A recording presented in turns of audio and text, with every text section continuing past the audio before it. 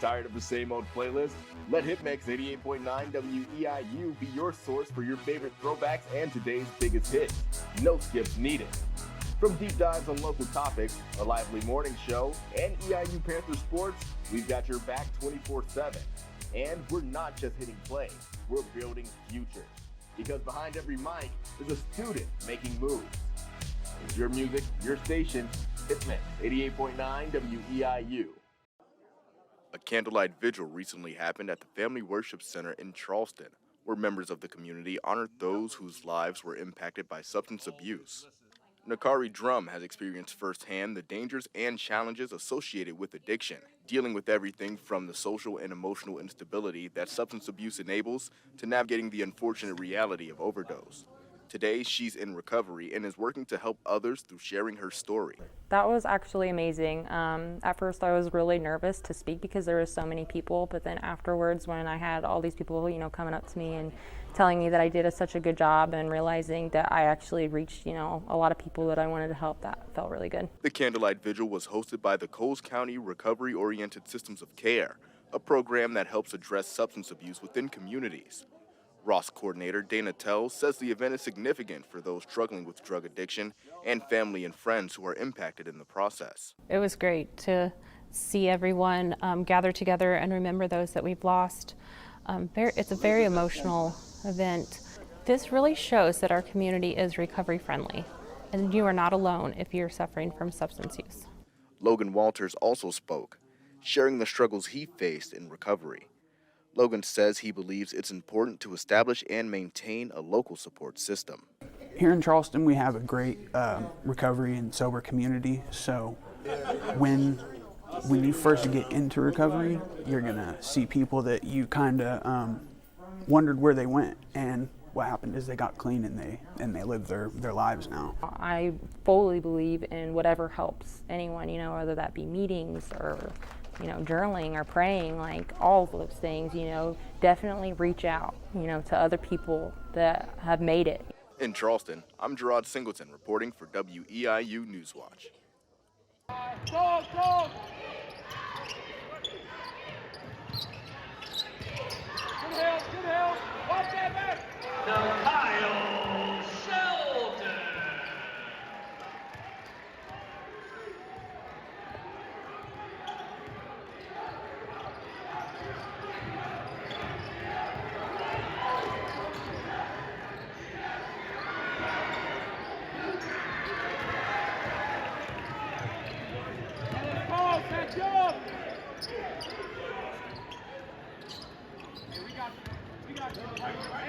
Hands. There we go, Bob. Hey, we're good. Hey, we're watching number 3.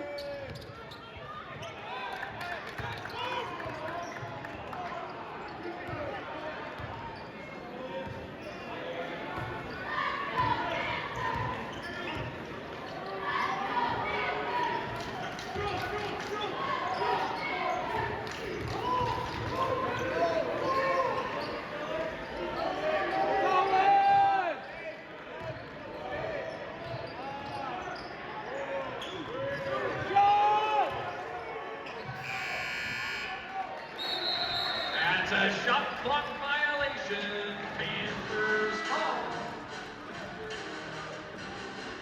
RT Stapleton back into the game.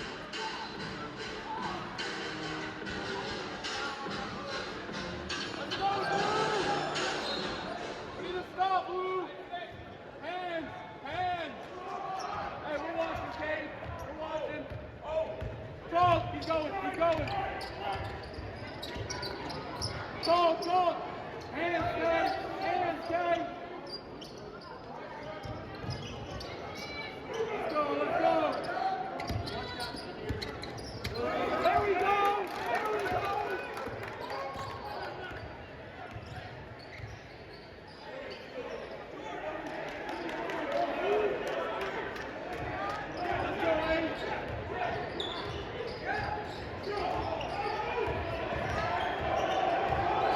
Artists and small businesses take center stage at a celebration on Eastern Illinois University's campus. Now, the annual Spring Fest features live performances, karaoke, food trucks, and vendors. News Watch's Alex Sitman has more on how this event helps small businesses connect with the community. Alongside the performance stage and the food trucks, you'll find these. Vendors offered products like jewelry, 3D prints, and knitted items. It's all handmade. It's all local artisans that make it. So when you buy it, you are buying what is the epitome of a small business. It's just a single person doing their art and trying to share with the community. One of these local artists is Debbie Meadows with Whispering Willow Creations. She handcrafts copper and sterling silver jewelry using tools such as wire cutters and hammers. Debbie started her craft after taking a metalsmithing and jewelry class at EIU. The very first class I took here, my instructor was David Griffin, and we had to mass produce and make 10 pairs of the same thing, like earrings, and then we had a student booth set up. And that's the first time I did a sale.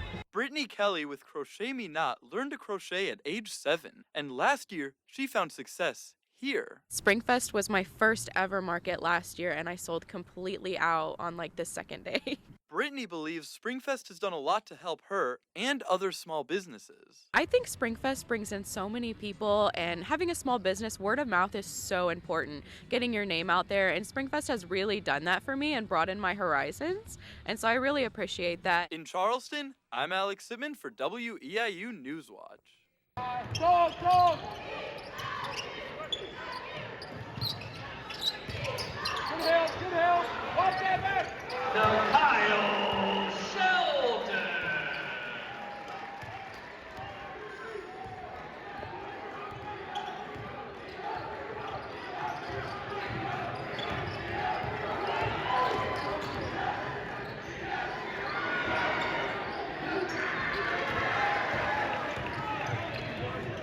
Call, catch up! We got you. Hands. There we go, Bob!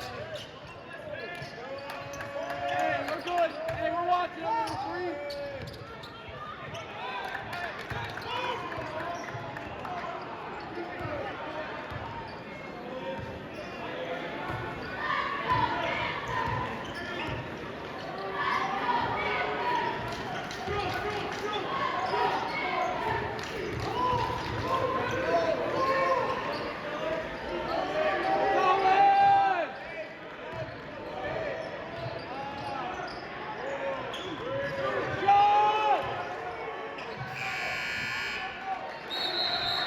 A shot clock violation. Panthers ball. Just behind Eastern Illinois University's Greek Court, there stands 2 towers that were once filled with life. This is Ruth Carmen Hall, and it's been sitting empty without any students for nearly a decade. I lived in Carmen Hall my freshman year at Eastern from, I believe it was the fall of 2000 to the spring of 2001. So I think I left in May of 2001. According to Eastern Illinois University's website, Ruth Carmen Hall, although officially completed on November 14, 1971, opened its doors on September 4, 1970. The 10-story North Tower housed 397 women, while the top floor was under construction.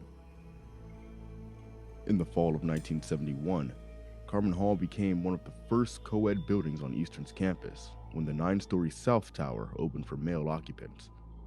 The addition of the South Tower made Carmen the largest residence hall complex on campus.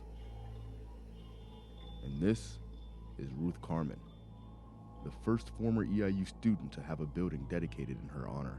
We had just gotten internet access in the rooms that year, and we all had landlines. Nobody had a cell phone.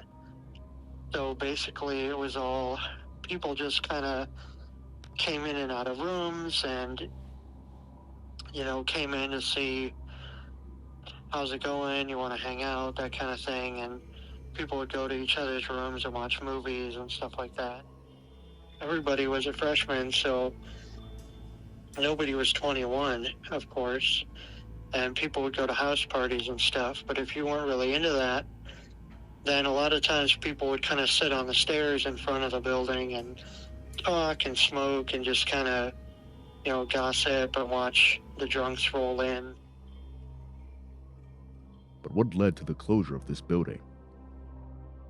Well, it was closed down in 2013. It was during a period of time when the enrollment was less than needed it for demand. So we opted to close it down in order to fit the main people on the core of campus, so we could focus our resources on renovations and things in that area in order to save operating money as well as future investment opportunities.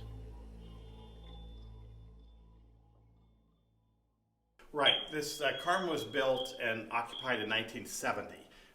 Greek Court was being built in the late 80s and early 90s. So almost 20 years before Greek Court was in existence, Carmen was here.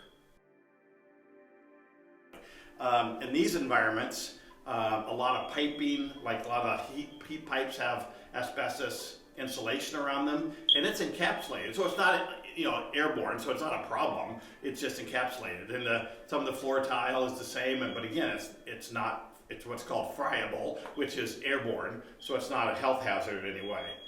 But before you take a building like this down, you have to abate all the asbestos so you don't put it in landfills and things like that.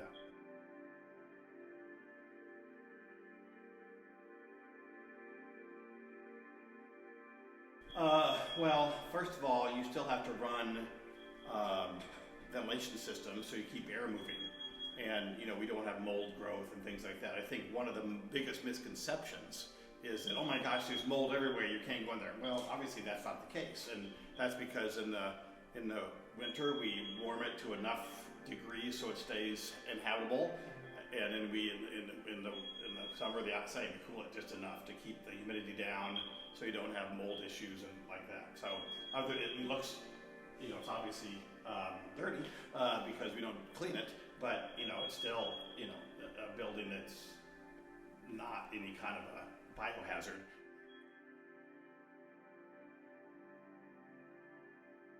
It hasn't been in use for 10 years, so any building that sits idle for that amount of time is going to not be super inhabitable, based on issues like water pipes. And, when a pipe sits not in use for a long time, traps for drains, all the rest dry out. So it's not that it's a hazard. It's just that, like, for example, several years ago, we cut off all the water to the building to the upper floor so they wouldn't spring leaks. So if you were trying to re-energize that with water, you'd have lots of leaks and lots of issues. So, it's just right now, and I think in a condition where it's ready to move on to its next life. What does the future have in store for Carmen Hall? Housing and dining operation is a large operation with lots of furniture and beds and all kinds of things, and we are constantly trying to upgrade for our students. So we use this space to rotate things out when they sort of get past service levels. Some things can be recovered and put back into service. Some things are donated to nonprofits throughout the state, and this is sort of a staging ground for all of that. Well, we have met with many people over the years, and many suggestions have been given about what we should do with it. The most important thing to know that it's actually a state asset. So it's not something that we can just give away or sell. You have to work within state parameters. So one of the things that is currently being discussed, and I hope it'll be successful, is we're working with the Illinois Fire Institute out of the University of Illinois.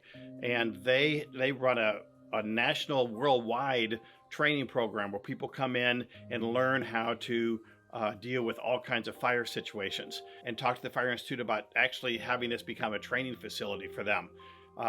As they told us, it is very uniquely placed because there's a lot of space around it. So it'd be great for high-rise training, evacuation training, all kinds of different things. So we're currently in negotiations with them. Although Carmen Hall has been sitting empty for many years now, it looks like the building may finally be able to move on to its next life.